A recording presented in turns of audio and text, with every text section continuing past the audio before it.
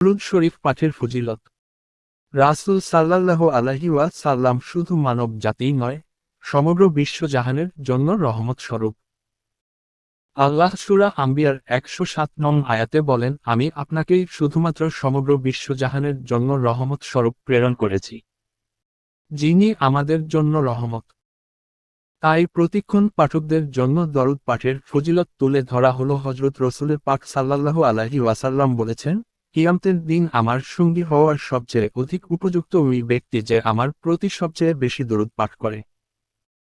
তিরমিজি শরীফ, ওই সাহাবী হতে বর্ণিত, হযরত রাসূল পাক সাল্লাল্লাহু আলাইহি ওয়াসাল্লাম বলেন, আল্লাহ পাকের মনোনীত কিছু সংখ্যক ফেরেশতা রয়েছে যারা জমিনের বুকে সফর করছেন। তাদের কাজ হলো উম্মতের দরুদ আমার নিকট পৌঁছে দেওয়া। নাসাই শরীফ, হযরত আবু হুরায়রা হতে বর্ণিত, রাসূল